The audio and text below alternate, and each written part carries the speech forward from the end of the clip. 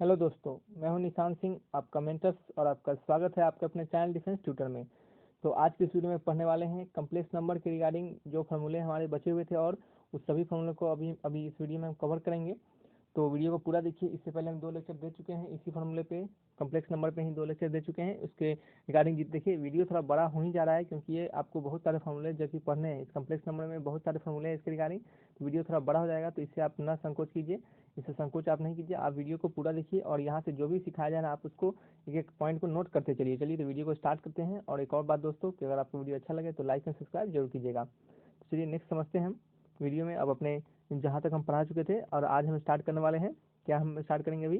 अभी हम D Moivre's theorem को स्टार्ट करेंगे कि डी मोइवर्स थ्योरम के क्या पढ़ने वाले हैं डी मोइवर्स थ्योरम में। चलिए समझते हैं कि what is D Moivre's theorem. ठीक है, डी मोइवर्स के रिगार्डिंग जो थ्योरम दिए थे डी मोइवर्स, उसमें उन्होंने अपने थ्योरम में क्या कहता था, उन्होंने कहा था कि अगर किसी भी कॉस थीटा, अगर कोई cos theta plus I times of sine N theta हो, ठीक है, उस पर पावर एन हो, तो इसको हम लिख सकते हैं कॉस, ये एन अंदर चला जाता है, N theta plus I times of sine N theta. ठीक है, ये डी मोइवर्स के अनुसार ये कहा गया था। ठीक है, ये उनका लॉ था। और जहाँ पे उन्होंने एन को क्या माना था, रेशनल नंबर माना था। अगर एन मान लीजिए ये क्या है, ये कब होगा, जब एन क्या होगा, आपका इंटीजर होगा। अगर वहीं पे मान लीजिए एन क्या है, एक रेशनल नंबर है, रेशनल नंबर है, यानी कहने का मतलब एन क्या है, पी बाई क्यू के फॉर्म में है। एक ये हो गया आपका। दूसरा है इसी में एन क्या है, एक पी बाई क्यू के अगर फॉर्म में है, तो आप क्या लिख सकते हैं, एन के जगह पे cos theta plus i sine theta P by Q, क्या है, पी बाई क्यू। ओके। और एक और बात यहाँ पे कि Q not equal to zero, स्वाभाविक है, अगर डिनोमिनेटर है जीरो हो जाएगा तो वन अपॉन इन्फिनिटी हो जाएगा, या फिर something upon infinity, something upon zero जो कि इन्फिनिटी हो जाएगा, जो कि डिफाइन नहीं होगा। तो इसको हम क्या लिखेंगे यहाँ पे, P by Q theta plus I times of sign P by Q theta. ठीक है, तो इस पॉइंट को आप याद करिए कैसे हुआ कि कॉस जो भी आपका ऊपर पावर है वो सिर्फ अंदर लिखा जाता है। ठीक है, वो अंदर बटक जाता है, किसके अनुसार, डी मोइवर्स के अनुसार। चलिए कुछ एप्लीकेशन समझते हैं, some application of De Moivre's theorem. पहला एप्लीकेशन है टू एक्सप्रेस, क्या करना है हमको, एक्सप्रेस करना है कॉस एन थीटा को in terms of cos N theta and sine N theta को, किसको, कॉस एन थीटा को साइन एन थीटा को किसके पावर में, in to express cos N theta and sine N theta in power of cos theta and sine theta. Cos theta और sine theta के power में क्या करना है हमें, साइन थीटा और कॉस एन थीटा और साइन एन थीटा को एक्सप्रेस करना है। यानी अगर कोई साइन और कॉस पे पावर 5 थीटा इस टाइप के हो, तो एक सेकेंड, बस 5 थीटा हो, तो इस कंडीशन में हम कैसे इसको यहाँ पे डी मोइवर्स का रूल अप्लाई करेंगे, कैसे करेंगे। तो चलिए देखते हैं। क्या देखना है कि हम अगर आपको दिया हो कॉस एन थीटा, इस पहले वाले को हम बता रहे हैं, पहले वाले को ही हम बता रहे हैं, एक सेकेंड रुक जाइए। चलिए पहले वाले को ही हम बता रहे थे, चलिए दिखाते हैं। चलिए इसको यहाँ रख देते हैं, अब आपको समझाते हैं। ठीक है, ये कॉस एन थीटा था, ये साइन एन थीटा था, ये थीटा था, ये भी थीटा था। तो चलिए अब क्या करना है, अगर आपको दिया हो cos N theta plus i sign N theta, ठीक है, और ये आपका इक्वल हो cos theta plus I times of sine theta इस पे पावर एन के, डी मोइवर्स के अनुसार जब ये हो सकता है इसके बराबर, तो इसको ये इसके बराबर हो सकता है, तो ये भी तो इसके बराबर हो सकता है। तो चलिए ये हो गया पॉइंट आपका। और आपको बाइनोमियल्स का थ्योरम लगाना है, X plus Y to the power N का। कैसे लगाते थे बताइए, N C zero X to the power N into Y to power zero plus N C zero N C one हो गया X to the power N minus one into Y to the power one. इसी तरह आप to आगे तक लगाते थे। तो ये इसी फार्मूला को यहाँ पे लगाना है। बाइनोमियल थ्योरम जब पढ़ाएंगे उसको फार्मूला तो आपको यहाँ पे बताएंगे ही, पहले से आप पढ़े हुए हैं भी हैं।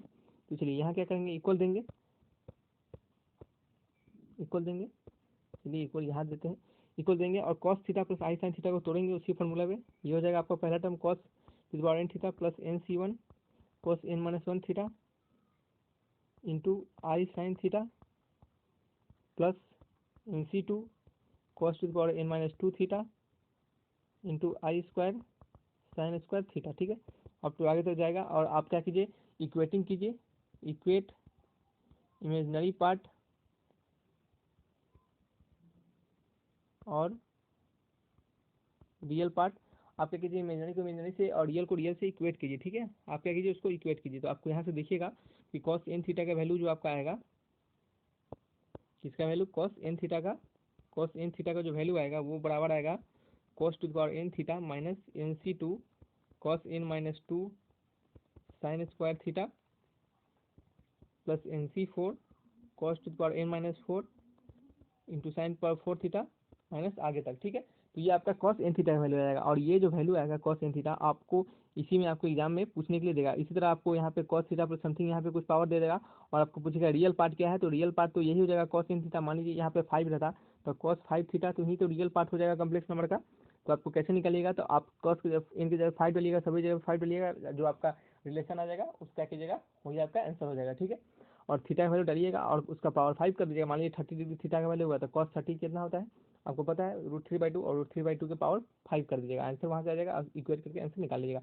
तो इसका यूज होता है किसी के भी रियल पार्ट और इमेजिनरी पार्ट को निकालने के लिए। तो आपको रियल पार्ट निकल गया, वहीं पे साइन एन थीटा जब निकालिएगा, sine N theta imaginary part को जब इक्वेट कीजिएगा तो आएगा NC1 कॉस पे power n-1 theta into sine theta,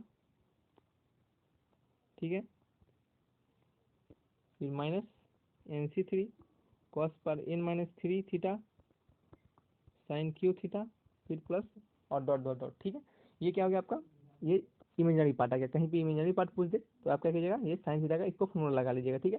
तो ये इक्वेटिंग करने के बाद ऐसा आता है, तो इसको आप याद करके रखिए या फिर वहाँ पे आप इसको आसानी से तो अप्लाई कर सकते हैं। नेक्स्ट क्या हम पढ़ेंगे कि to find the roots of complex number. अब हम क्या करेंगे, कॉम्प्लेक्स नंबर के कुछ रूट्स को निकालेंगे। किससे निकालेंगे, कॉम्प्लेक्स नंबर के कुछ रूट्स को निकालेंगे। किसके इक्वेशन से, डी मोरबियस इक्वेशन से। तो चलिए समझते हैं, to find the roots of complex number, complex number के रूट्स को कैसे निकाले। तो देखिए आपको पता है z = x प्लस आई वाई होता है, ठीक है। और आप इसको लिख सकते हैं cos theta r times of cos theta plus I into sine theta, और r का वैल्यू आपको पता है मॉड ऑफ z होता है, यानी √x² प्लस y², ठीक है।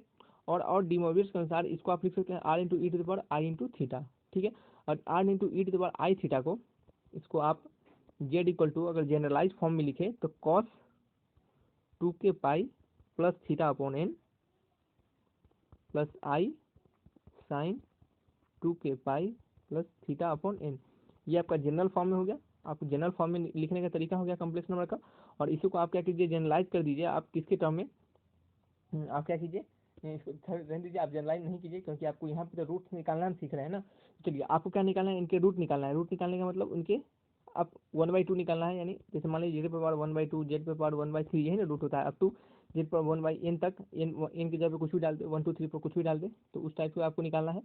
तो आप क्या कीजिएगा, z पे पावर 1/n निकालना है आपको हमको। तो आप क्या कीजिए, सभी तरफ इसके दोनों तरफ r पे पावर 1/n से डिवाइड कीजिए, और ये क्या हो जाएगा बताइए, ये हो जाएगा कॉस,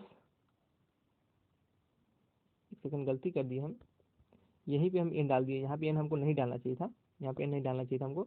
देखिए तो कॉस क्या हो गया, 2k pi plus theta upon n। और कैसे n हो जाएगा, देखिए ये जो n होगा, अगर 1/n हो गया तो यहाँ पे भी तो n होगा, और ये जो n इस पॉइंट पे आ रहा है तो इसको जब बटेगा तो यहाँ पे भी तो n चला जाएगा, यहाँ पे भी तो n चला जाएगा। तो यही यहाँ पे किया गया है, यही यहाँ पे किया गया है, यहाँ पे n इसके कारण लिख दिया जा रहा है।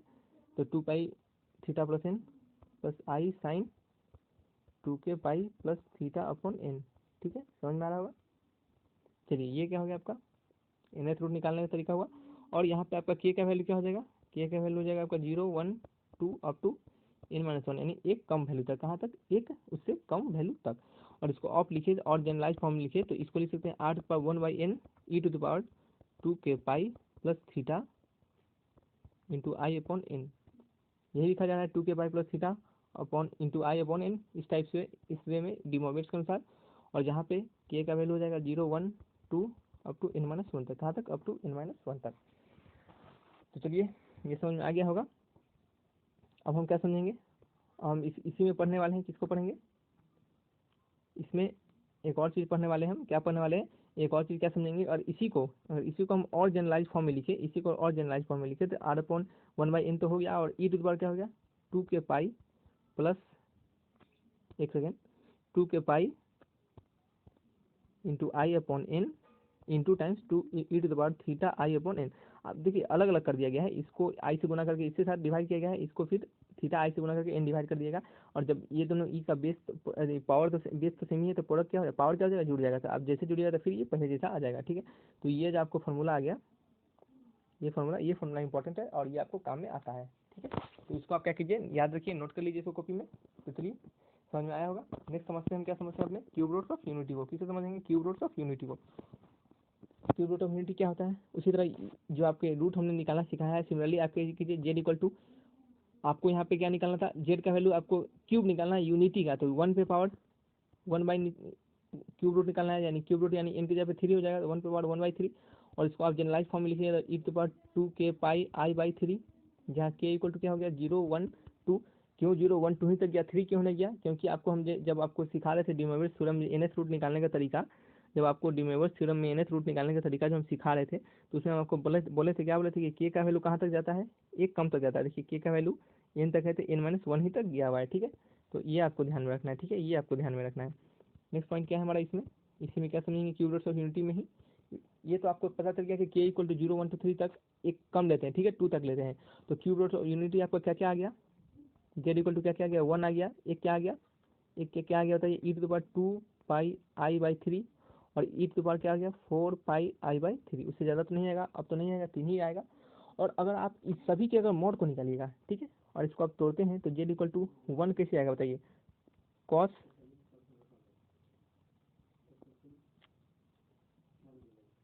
पाई कॉस 0 ले सकते हैं, प्लस आई साइन 0, तो साइन 0 क्या होता है 0 हो जाएगा, ये क्या हो जाएगा कॉस 1 का वैल्यू 1 आ जाएगा, ठीक है। तो यहाँ से आप कर सकते हैं इस तरह। और दूसरा क्या है, z इक्वल टू, इसको कैसे लिखिएगा, cos 2 pi i/3 plus i sign 2 pi i/3। इस तरह के आप जब इसको निकालिएगा तो आपका वही आता है 1 प्लस √3i/2, और एक आता है 1 माइनस √3i/2, और जिसे कि हम ओमेगा और ओमेगा स्क्वायर से डिनोट करते हैं, ठीक है। तो ये आपको पता चल गया, ठीक है, ये आपको पता चल गया। चलिए अब क्या करने वाले हैं, कुछ पेजेस को हम डिलीट करते हैं यहाँ से।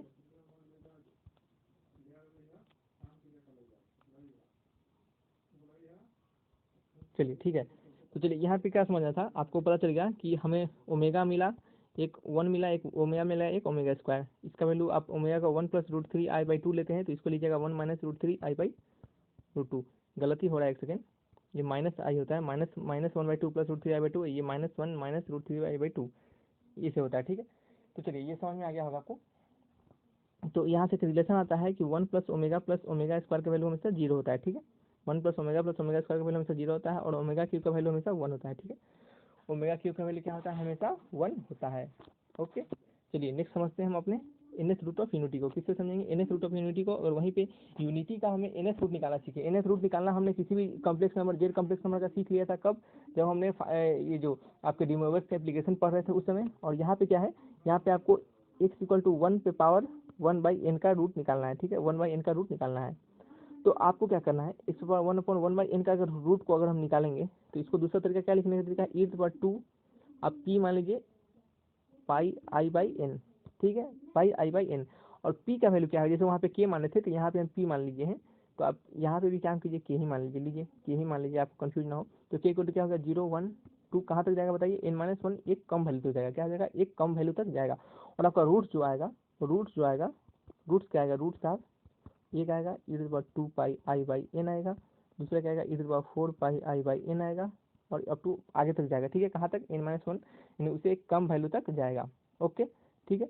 अगर ये तो आपको आ गया, अगर हम क्या करते हैं, अल्फा, अगर किसी अल्फा को अगर हम मानते हैं, अल्फा को मानते हैं अगर हम, एक सेकेंड, ठीक है, अगर हम अल्फा को क्या मान लेते हैं, अल्फा को मान लेते हैं e2 पाई के, एक सेकेंड सॉरी दोस्तों, अल्फा को मान लेते हैं 2 पाई i/n, ठीक है, ओके। हाँ, तो अल्फा को मान लेते हैं 2 पाई i/n, और alpha two the power k को मान लेते हैं 2 पाई i/n/k, ठीक है।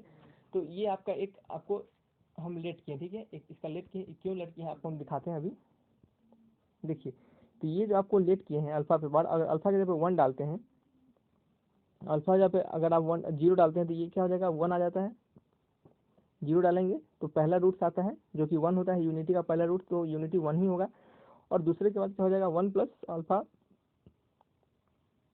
Square plus alpha cube up to कहाँ तक जाएगा, alpha power n minus one यहाँ तक जाएगा, ठीक है। और इसका वैल्यू आपका आप जब जोड़िएगा तो 1 + 1 + 1 सभी के मैग्नीट्यूड क्या हो जाएंगे, 1 के बराबर हो जाएंगे, और जो कि इक्वल हो जाएगा n के, क्या हो जाएगा n टाइम्स है, तो क्या ये n माइनस वन टाइम्स है और ये क्या है 1 टाइम्स, तो ये क्या हो जाएगा n के बराबर हो गया, क्या हो गया n के बराबर हो गया, ठीक है। तो आप इसे याद करते हैं 1 + alpha power n alpha square alpha power p, इस तरह क्या हो गया 1 के बराबर हो गया। और इसको और तरीके से लिखे तो 1 + अल्फा की power k + alpha power 2k plus dot dot alpha power n minus one into के इक्वल टू क्या हो गया n टाइम्स, क्या हो गया n टाइम्स के बराबर हो गया। चलिए तो आपको ये समझ में आ गया होगा। नेक्स्ट क्या है हमारा, लोगरिथम ऑफ कॉम्प्लेक्स नंबर, किसी कॉम्प्लेक्स नंबर लॉग को कैसे निकाले, अगर z = x + i y दिया हो, इसको आप डिनोमिनेटर से r × e⁻i थीटा लिख सकते हैं, ठीक है। और जहाँ पे z का मॉड क्या होता है r के बराबर होता है, और ये होता है √x² + y² के बराबर, ठीक है। और आर्गुमेंट ऑफ z = क्या होता है थीटा होता है, ठीक है। आर्गुमेंट ऑफ z = क्या होता है थीटा होता है। और अगर आप क्या करते हैं इस कंडीशन में दोनों तरफ लॉग लेते हैं, तो log z = r × e⁻i theta, और लॉग r प्लस क्या लिख सकते हैं लॉग e⁻i थीटा, और लॉग r को क्या लिख सकते हैं लॉग √x² + y²,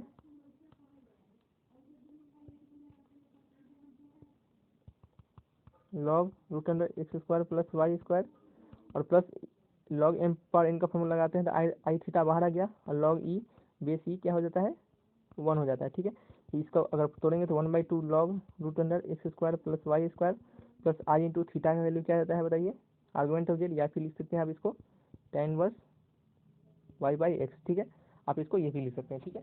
तो ये आपका क्या हो गया लॉग, आपको पता चल गया किसी लोगरिथम ऑफ कॉम्प्लेक्स नंबर को कैसे निकालें। दूसरा क्या है, कुछ इंपॉर्टेंट रिजल्ट है। पहला रिजल्ट क्या है कि अगर a² + b² दिया हो तो आप इसको लिख सकते हैं a + i × b complex number के फॉर्म में, और a - i × b। दूसरा प्रॉपर्टीज क्या है कि aq माइनस अगर bq दिया हो तो आप इसको लिख सकते हैं a - b × a² + ab + b²। तो ये तो a - b तो a - b ही रहेगा, और लेकिन अगर इसको आप कॉम्प्लेक्स नंबर के फॉर्म में लिखे तो a - b ओमेगा और a - b ओमेगा², ठीक है। माइनस माइनस सब है, ए भी सेम है, ओमेगा और ओमेगा² हो जा रहा है, ठीक है। देखिए यहाँ पे देखिए यहाँ 1 है, क्यूबिक रूट होता है, क्यूबिक रूट का यूनिटी जो होता है 1 ओमेगा ओमेगा², तो यहाँ 1 यहाँ ओमेगा यहाँ ओमेगा², ठीक है। तीसरा नंबर समझे, तो a³ + b³ a + b हो जाता है, और यहाँ होता है a² - ab + b², ठीक है। और इसको अगर तोड़ते हैं तो ये तो a + b ही रह जाता है, और यहाँ हो जाता है a + b ओमेगा, और यहाँ जाता है a + b ओमेगा²। ये सब नोट करते चलिए, ये बड़ा ही काम का चीज़ है, ठीक है। चलिए समझ में आया होगा आपको। नेक्स्ट क्या है इसी में, नेक्स्ट क्या समझेंगे इसी में, हमारा चौथा पॉइंट क्या होगा, a³ + b³ + c³ रहे